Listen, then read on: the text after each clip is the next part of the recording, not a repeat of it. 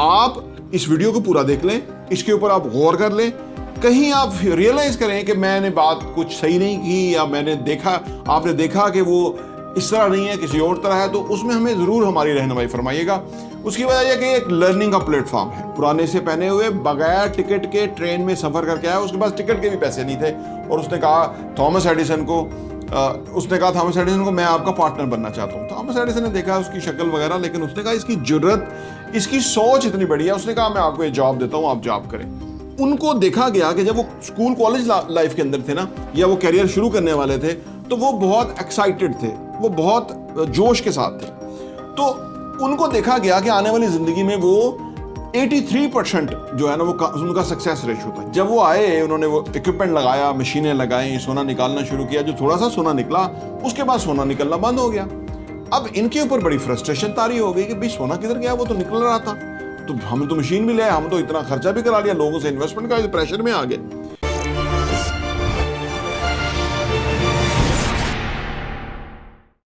अस्सलाम वालेकुम रहमतुल्लाहि व बरकातहू। मेरा नाम अहमद अकील है, आप देख रहे हैं प्रॉपर्टी विजन टीवी। बहुत ज़्यादा लोग जो हैं वो कुछ नहीं कमा पाते, चंद लोग बहुत ज़्यादा कमाते हैं ज़िंदगी में, उनके पास बहुत वसाइल, बिजनेस, कारोबार होता है।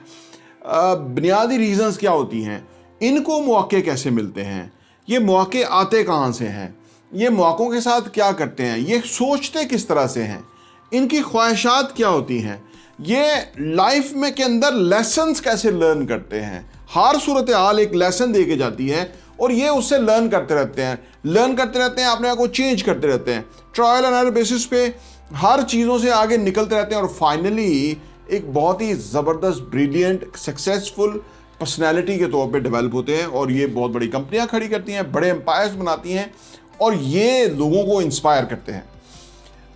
आम आदमी क्या गलती करता है और ये लोग क्या जो है ना वो बेहतर करते हैं कि जिसकी वजह से वो कामयाब हो जाते हैं, ज़िंदगी में बहुत आगे बढ़ जाते हैं।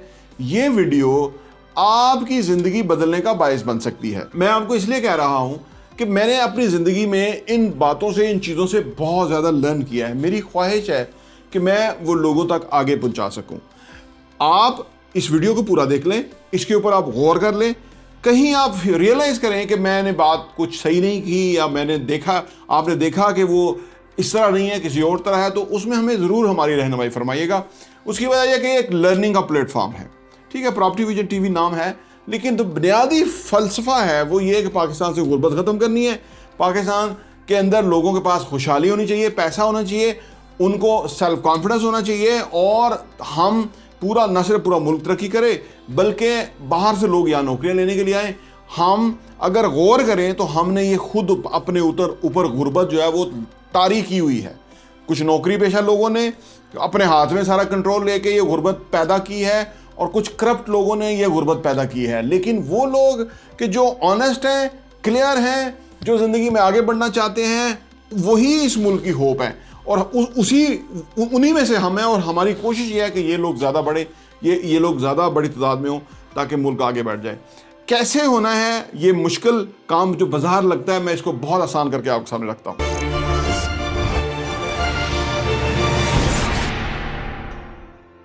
Welcome back. देखिए जी, मौके जब हमारे सामने आते हैं ना, तो मौक़ों की शक्ल वो नहीं होती जो कि आम इंसान सोचता है कि वो इस तरह मौके होंगे, बिल्कुल तैयार दुल्हन की तरह जो है ना एक मौका आएगा और वो इंसान हासिल कर लेगा। ऐसा नहीं होता। ये बड़ा डिफ़िकल्ट जो है ना एक प्रोसेस होता है, उसमें से मौका तलाश करना होता है। थिंक एंड ग्रो रिच के अंदर बार्न्स की मिसाल है, एक शख्स कि जो दूर दराज के इलाके से आया और थॉमस एडिसन के पास आया, बाल बिखरे हुए, कपड़े पुराने से पहने हुए, बगैर टिकट के ट्रेन में सफ़र करके आया, उसके पास टिकट के भी पैसे नहीं थे और उसने कहा थॉमस एडिसन को मैं आपका पार्टनर बनना चाहता हूँ। थॉमस एडिसन ने देखा उसकी शक्ल वगैरह, लेकिन उसने कहा इसकी जुर्रत, इसकी सोच इतनी बड़ी है। उसने कहा मैं आपको ये जॉब देता हूँ, आप जॉब करें। एक मशीन थॉमस एडिसन ने बनाई जो कि उनका सेल्स डिपार्टमेंट बेच नहीं पा रहा था, तो बार्न्स जो आया था उसने कहा जी मैं बेचता हूँ। उसने ना सिर्फ बेची बल्कि लाखों की तादाद में बेची और करोड़ों डॉलर्स उसने कमाए। कैसे मौका मिला उसको, कैसे उसने मौका तलाश किया, ये मेरी और आपकी ज़िंदगी में हर रोज़ इस तरह के मौके मौजूद हैं। क्या हम उससे फ़ायदा उठाते हैं? मौके दरअसल इंसान की ज़िंदगी में ना आम तौर पे नामालूम राहों से आते हैं, आमतौर पे बदबख्ती में मौका होता है, आमतौर पे नाकामी में मौका होता है, आमतौर पे मुश्किल में मौका होता है, और यहीं से बंदा जो है ना हिम्मत हारता है और यहीं से वो गिव अप कर देता है और ज़िंदगी में नाकाम रहता है। आमतौर पे जो हमारे ख्यालात होते हैं ना, जो कि हमें नज़र नहीं आते, ये दरअसल बहुत बड़े पैसे में, बहुत बड़ी तरक्की में और बहुत बड़ी दौलत में कन्वर्ट हो जाते हैं। तो ये वजह है। आम अक्सर लोग जो हैं, ये आम आपने देखा होगा फिनोमेना कि बंदे ने कारोबार शुरू किया और वो लॉस हो गया, वो कारोबार चला नहीं, वो पीछे हो गया, पैसा ख़त्म हो गया और वो वहाँ उससे भी थोड़ा पीछे होकर खड़ा हो गया। उसकी वजह क्या होती है? उसकी वजह ये होती है कि इंसान अपने आप का भरपूर यूटिलाइज नहीं करता, पूरा अप्लाई नहीं करता, हाफ हार्टेडली कोशिश करता है। ठीक है ना? जब आप किसी काम को करने लगे ना, तो फिर आपको अपना बेस्ट ऑफ द बेस्ट देना है, तब जाके उसमें से नताइज निकलेंगे। बाजू ऊपर करने पड़ते हैं, बाजू ऊपर करने चाहिए, ताकि हम अपनी कमिटमेंट का इजहार करें, तब जाके नताइज आएंगे, तब कामयाबी होगी। नाकामी की जो बड़ी वजह है ना, वो इंसान की वो आदत है कि जिसके अंदर वो एक छोटी बड़ी कोई नाकामी आती है ना, तो उसके बाद फौरन ही वो गिव अप कर देता है। वो सोचता है कि मैं 2-4 दफा कोशिश करूंगा, ना हुआ तो मैं ये काम नहीं करने लगा, मैं कोई और काम करूंगा। यही इंसान की गलती है कि वो गिव अप कर देता है। अगर इतनी आसान हो कामयाबी, इतना आसान हो पैसा कमाना, इतना आसान हो ये चीज़ें हासिल करना, तो हर दूसरा बंदा हासिल कर चुका हो। क्यों नहीं करता? इसलिए कि वो गिव अप कर देता है। लेकिन जो लोग किसी चीज़ को पहले तो बड़ा सोच समझ के चूज़ कर लेते हैं, जब वो चूज़ कर लेते हैं ना, फिर उस काम में डट जाते हैं। एक रिसर्च हुई कि जिसके अंदर तकरीबन 65 औरतों और मर्दों के ऊपर काम किया गया, और उनको देखा गया कि जब वो स्कूल कॉलेज लाइफ के अंदर थे ना, या वो कैरियर शुरू करने वाले थे, तो वो बहुत एक्साइटेड थे, वो बहुत जोश के साथ थे। तो उनको देखा गया कि आने वाली ज़िंदगी में वो 83% जो है ना, वो उनका सक्सेस रेशो था, यानी वो बाकियों के मुकाबले में 83% ज़्यादा कामयाब थे, जिनके अंदर ये चीज़ देखी गई थी कि उनका जोश है, जज्बा है, उनको कुछ करने का उनके अंदर एक उमंग है। अच्छा, इसको फिर फर्दर उन्होंने रिसर्च किया, तो ये देखा गया कि ये लोग दरअसल उस प्रोफेशन के अंदर थे कि जो इनका शौक था, या जो उस काम के अंदर थे जो इनका शौक था। इसीलिए इन्होंने बहुत बड़ी कामयाबी हासिल की उन लोगों के मुकाबले में कि जो कैरियर में ये इस राइट जगह पे थे ही नहीं, तो वो इसलिए बहुत कामयाब नहीं हुए। थिंक एंड ग्रो रिच के अंदर एक और कहानी है, डार्बी की कहानी है। डार्बी दरअसल और उसका चचा वो सोने की तलाश में निकले। उन्होंने एक जगह सोना खुदाई की उन्होंने, और एक जगह सोना निकला। जब उनको थोड़ा सा सोने के असरात मिले ना, तो उनको समझ आ गई कि यहाँ सोना है। उसको उन्होंने ढांप दिया, कवर करके वो अपने गांव चले गए, अपने इलाके में चले गए। अपने तमाम रिश्तेदारों से पैसे लिए, जानने वालों से पैसे लिए, इन्वेस्टमेंट के नाम के ऊपर, कभी जी सोना निकलना है तो आप इन्वेस्ट करें, आपको फ़ायदा होगा। जब वो आए, उन्होंने वो इक्विपमेंट लगाया, मशीनें लगाई, सोना निकालना शुरू किया। जो थोड़ा सा सोना निकला, उसके बाद सोना निकलना बंद हो गया। अब इनके ऊपर बड़ी फ्रस्ट्रेशन तारी हो गई कि भाई सोना किधर गया, वो तो निकल रहा था, तो हम तो मशीन भी ले आए, हम तो इतना खर्चा भी करा लिया, लोगों से इन्वेस्टमेंट का प्रेशर में आ गए। प्रेशर में आके इन्होंने कबाड़ियों को वो मशीन सारा सिस्टम बेच दिया, और ये नाकाम होके आ गए। डार्बी इन्होंने जिसको बेचा, वो कबाड़िए ने कोशिश ये की कि उसने एक सॉइल टेस्ट वाले को बुलाया और उसको कहा कि यार चेक करोगे कहाँ वो कीमती धात कहाँ तक है। तो उसने जब वो चेक किया, उसने कहा सिर्फ 3 फुट के ऊपर वो कीमती धात है। उस कबाड़िए ने बहुत सोना निकाला, बहुत कामयाब। जब डार्बी को पता लगा, तो उसका ज़िंदगी का एक लेसन बन गया कि यार मैं जहाँ से थोड़ा फासले पे गिव अप करके आया, वहाँ तो ये बहुत सोना था। लो जी, डार्बी फिर इंश्योरेंस इंडस्ट्री में गया। इंश्योरेंस इंडस्ट्री में उसने काम किया। तो जो वो सेल्स के लिए जाता था, और जो लोग ना करते थे ना कि जी हमने इंश्योरेंस नहीं करानी, वो उसको कोई सीरियस नहीं लेता था। वो कहता था यही कराएंगे, और वो उन पे काम करता था। उनके वो तहफ़्फ़ुज़ात है वो दूर करता था, इंश्योरेंस करता था। वो अमेरिका का बेस्ट सेलर जो है ना, वो इंश्योरेंस इंडस्ट्री के अंदर बन गया।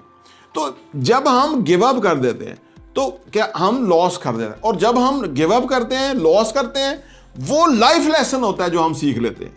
अगर हम जो लोग उससे सीख लेते हैं ना, वही बहुत कामयाब होते हैं ज़िंदगी में। जो लोग बहुत कामयाब है ना, बहुत अमीर हैं, वसाइल हैं उनके पास है, ऐसा नहीं कि उनकी ज़िंदगी में नाकामियाँ नहीं आई, नाकामियाँ बेतहाशा आई उनकी ज़िंदगी में, लेकिन उन्होंने गिव अप नहीं किया।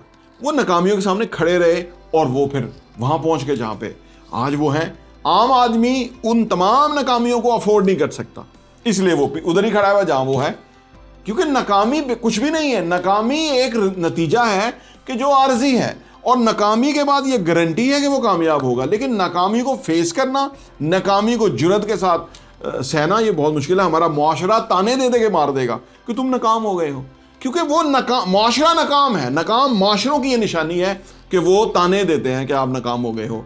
कामयाब मुआशरा जो है वो कोई नाकाम हो जाए उसको सपोर्ट करते हैं कि आपको और फंडिंग चाहिए तो आप हमसे पैसा ले लें। यूके के अंदर, अमेरिका के अंदर वो कहते हैं और आप बिजनेस जारी रखें, जो फंड चाहिए आप हमसे ले लें और फर्दर ट्राई करें।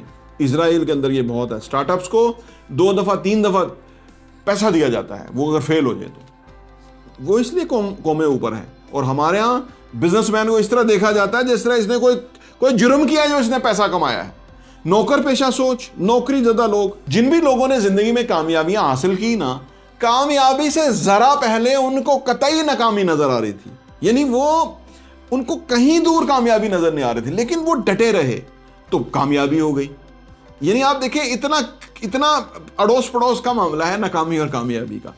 वो डटे रहे और तो उनको कामयाबी मिल गई, हालांकि उनको कामयाबी नजर नहीं आ रही थी। इसका मतलब कि डटे रहना, अपने काम पे फोकस रहना कितना बड़ा इंपॉर्टेंट अमल है, जो कि ज्यादातर लोग दुनिया के नहीं कर सकते। जब when the going gets tough, the tough gets going, तो आमतौर पे लोग जो है मुश्किल सूरत हाल के अंदर इमीडिएटली एक ही चॉइस उनकी होती है, वो गिव अप कर देते हैं। तो ये इन सूरत हाल के बाद जब दौलत आने लगती है ना इंसान के पास, तो बंदा हैरान होता है कि मुश्किल सूरत हाल के अंदर जब मुझे नीड बहुत थी, जब मैं मर रहा था, तब ये किधर थी, अब ये बड़ी आसानी से आ रही है।